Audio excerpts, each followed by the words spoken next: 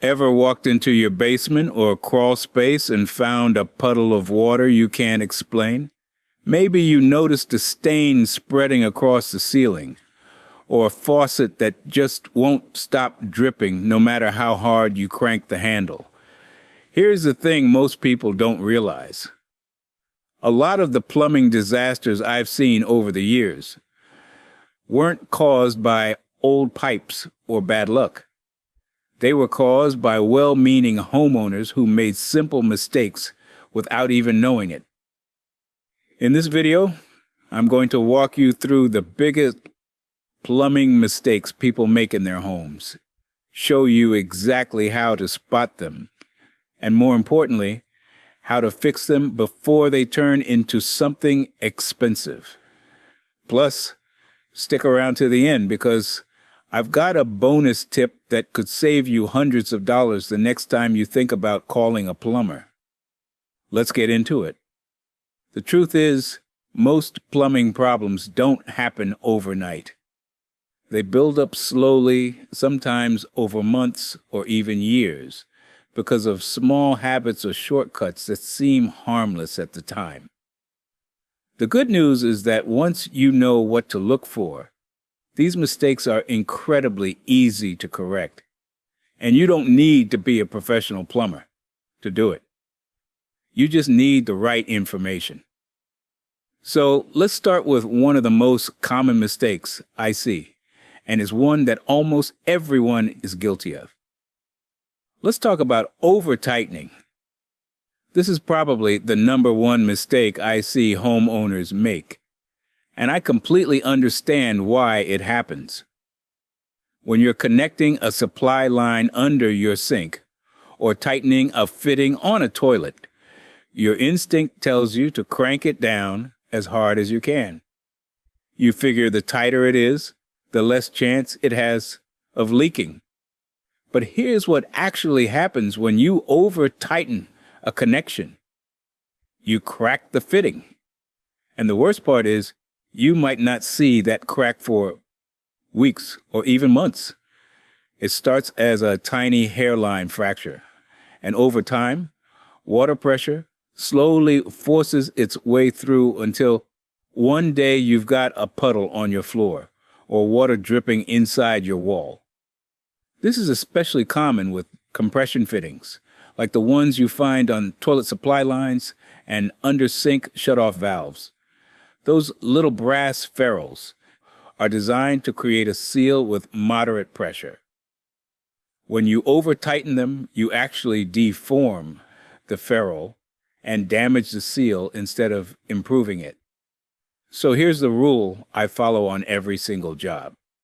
Hand tighten the connection first, then give it a quarter turn with your wrench. That's it. Maybe a half turn at the absolute most. If it still leaks after that, the answer is never to tighten it more. The answer is to take it apart, check the ferrule, check the threads, and reassemble it properly. I've seen homeowners crack porcelain toilet tanks, split plastic fittings on water heaters, and even snap supply lines clean off at the wall, all because they thought tighter meant better. It doesn't. Snug is the word you want to remember. Snug, not tight.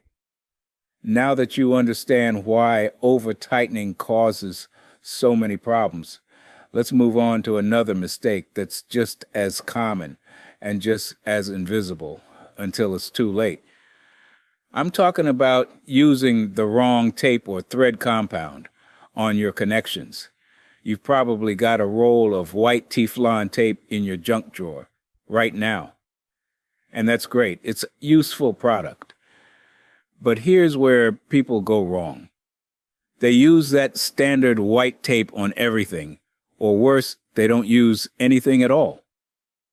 Standard white Teflon tape is designed for basic water supply connections. It's usually about 3.5 mils thick, and it works fine for things like shower arms, supply risers, and basic fittings. But if you're working on a gas line, you need yellow Teflon tape, which is specifically rated for gas. Using white tape on gas connections is not just a bad idea. It's actually a code violation in most areas, and it can lead to gas leaks that you might not detect until it's a serious safety hazard. And then there's the application itself. I see people wrap tape in the wrong direction all the time.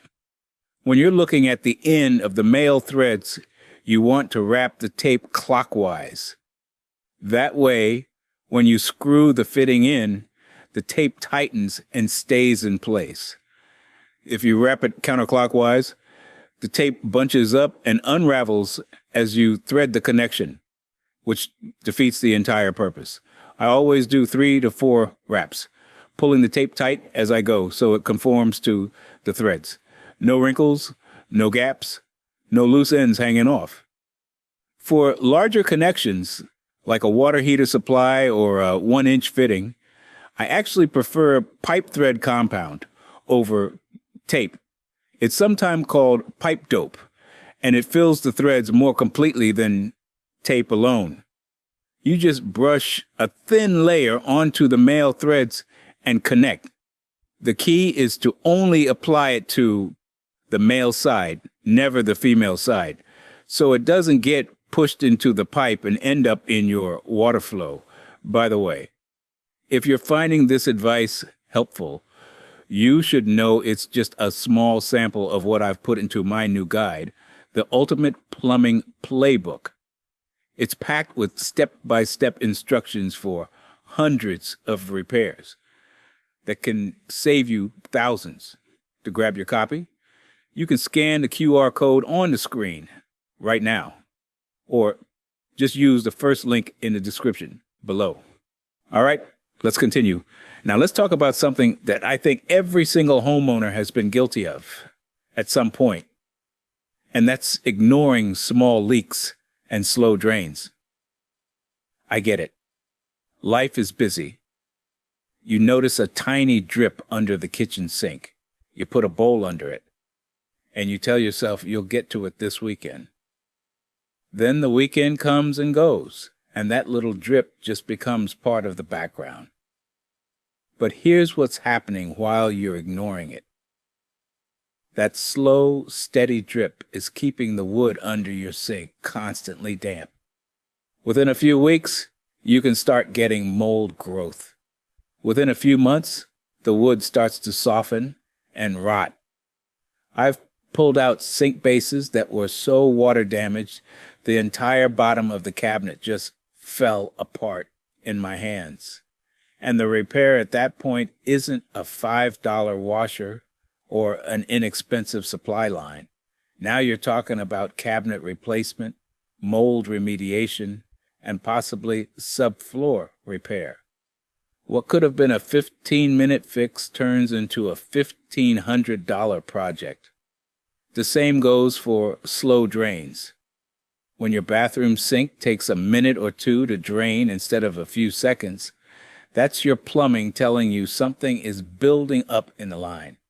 Hair, soap residue, toothpaste, it all accumulates on the inside walls of your drain pipe.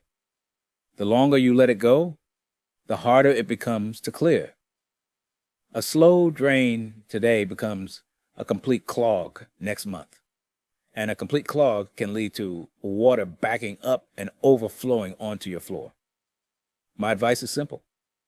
Fix small leaks the same day you notice them. 9 times out of 10, it's a connection that needs to be snugged up or a washer that needs replacing. And for slow drains, get yourself a simple plastic drain cleaning tool. They cost about $3 at any hardware store, and pull out whatever is building up in there once a month.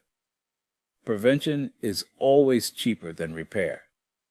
This leads perfectly into the next mistake, which is one that actually makes me cringe because of how much damage it can cause. I'm talking about chemical drain cleaners. You know the ones. They come in a bright bottle and promise to dissolve any clog in minutes. And look, I understand the appeal. Your drain is clogged, you're frustrated, You want a quick fix.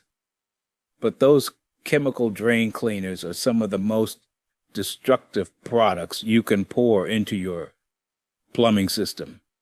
Most of them work by creating a chemical reaction that generates heat. A lot of heat. That heat can soften and warp PVC pipes, damage the glue joints holding your drain system together, and if you have older cast iron or galvanized steel pipes, it accelerates corrosion from the inside out. I've cut open pipes that were used with chemical cleaners regularly, and the inside walls were eaten away to almost nothing. And here's something most people don't consider. If the chemical doesn't clear the clog, now you've got a pipe full of caustic, dangerous liquid sitting right at the blockage. If you then try to use a plunger or a snake, you risk splashing that chemical on your skin or in your eyes.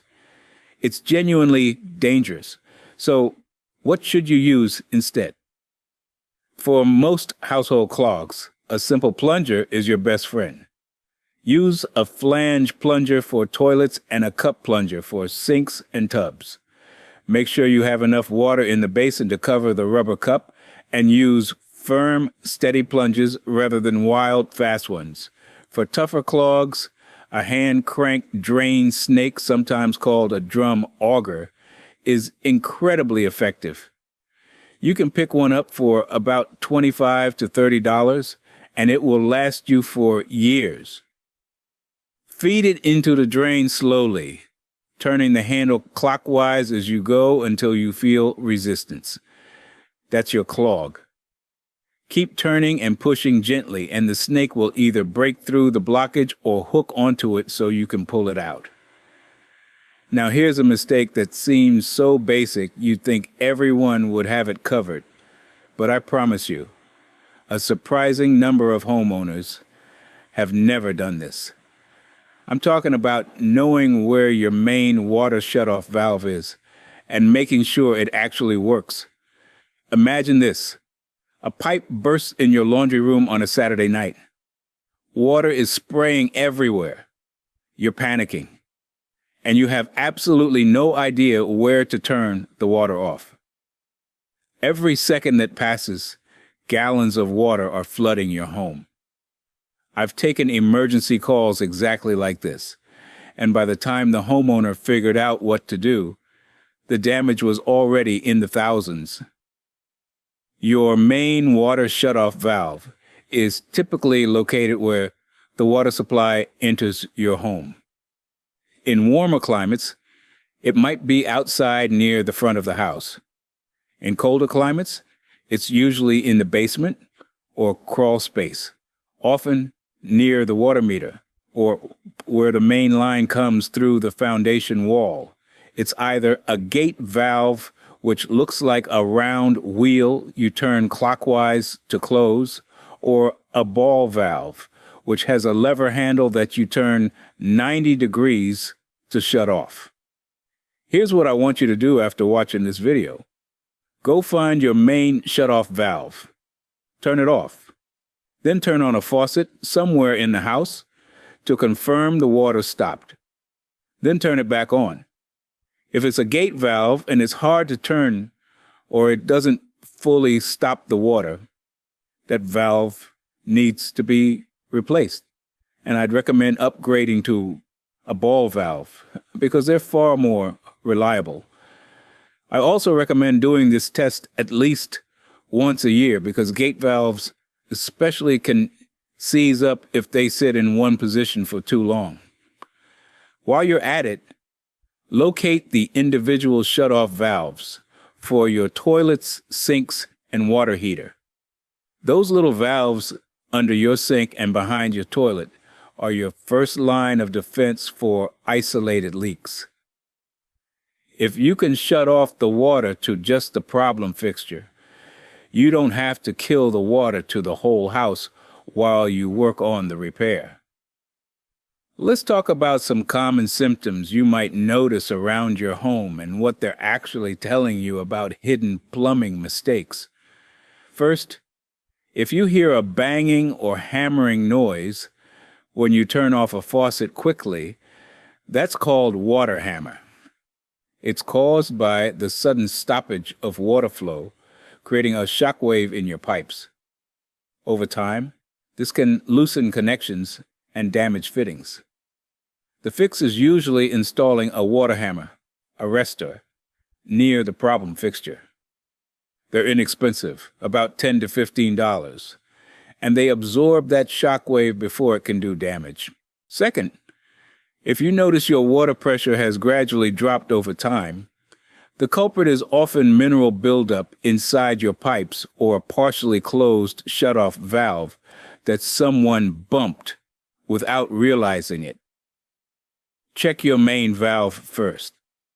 If it's fully open and pressure is still low, you may have buildup in your aerators. Unscrew the aerator from your faucet, clean out the screen, and see if that helps.